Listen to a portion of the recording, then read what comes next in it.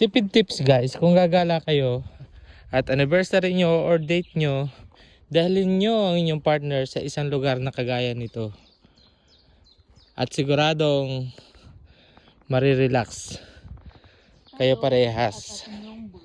At ang inyong bulsa relax din dahil hindi nabawasan ng lapad.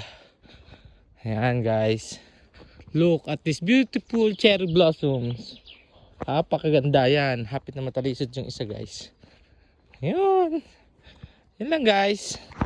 At the end of this video, I hope nagkaroon kayo ng konting idea guys sa anniversary tipid budget gastos natin for today's video.